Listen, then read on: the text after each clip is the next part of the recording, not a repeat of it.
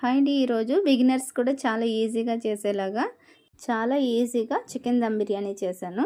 Chicken పీసులు అయితే మెత్తగా జ్యూసీగా ఉడికిపోతాయి. ప్రాసెస్లోకి వెళ్ళిపోదాం రండి. నేనైతే 3/4 కేజీ చికెన్ తీసుకున్నాను. దీన్ని శుభ్రంగా కడిగి పెట్టేసుకున్నాను. దీంట్లో 2 స్పూన్ల వరకు అల్లం వెల్లుల్లి పేస్టు, 4 పచ్చిమిర్చి చీలికలు, ఒక గుప్పుడు వరకు పుదీనా తురుము, ఒక గుప్పుడు కొత్తిమీర తురుము వేసుకుని 3 స్పూన్లు కారం వేసుకుంటున్నాను. నేను 3 స్పూన్లు కరెక్ట్గా సరిపోతుంది. 1/2 స్పూన్ పసుపు, 1.5 స్పూను ఉప్పు, అలాగే 1.5 స్పూన్ గరం మసాలా వేసేసుకుని, ఒక కప్పు వరకు పెరుగు, అలాగే ఒక నిమ్మకాయ కూడా పిండేసేయండి. దీంట్లోకి ఒక గుప్పుడు ఫుల్గా ఫ్రైడ్ ఆనియన్స్ కూడా వేసేసుకుని బాగా కలిపి పక్కన పెట్టేసుకోండి. ఒక గంట సేపు నానబెట్టుకుంటే బాగుంటుంది అన్నమాట బిర్యానీ.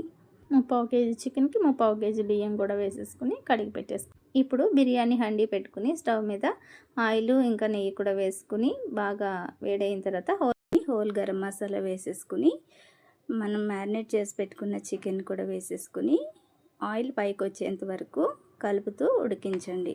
అప్పుడు మనకి చికెన్ ఉడుకుతుందా లేదనే టెన్షన్ అయితే ఉండదు. తర్వాత రైస్ కుక్కర్లో పెట్టానండి నేను, వాటరు తొందరగా అయిపోతుందని. దీంట్లో హోల్ గరం మసాలా, కొత్తిమీర తురుము, పుదీనా తురుము, కొంచెం ఆయిల్, రుచికి సరిపడగా సాల్ట్ వేసి నీళ్లు బాగా మరగనివ్వండి. అందులోనే కొంచెం అల్లం వెల్లుల్లి పేస్ట్ కూడా వేసాను. ఇప్పుడు చికెన్ చూసారా, మంచిగా ఆయిల్ సపరేట్ అయ్యేంత వరకు ఉడికింది. దీన్ని ఉడకడానికి 15 నిమిషాలు పట్టింది. ఈ ఉడికిన చికెన్ పైన మనం 90% వరకు ఉడికిపోయింది రైస్ అయితే. ఎందుకంటే మన చికెన్ ఉడికిపోయింది కాబట్టి రైస్ కొంచెం ఎక్కువ ఉడికించామన్నమాట.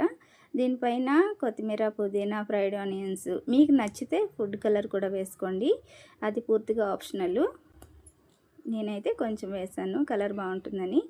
అలాగే 2-3 స్పూన్ల నెయ్యి, అలాగే 2 గంటల వరకు రైస్ ఉడికించిన వాటర్ కూడా వేసుకోవాలి. బరువు పెట్టేసి 10 నిమిషాలు సిమ్లో ఉడికించి ఒక 10 నిమిషాలు అలా వదిలేసి తర్వాత తీసుకుంటే మన వేడివేడిగా చికెన్ దమ్ బిర్యానీ అయితే రెడీ అయిపోయిందండి. చాలా టేస్టీగా ఉంది. రైస్ కూడా పొడిగా చాలా బాగా వచ్చింది.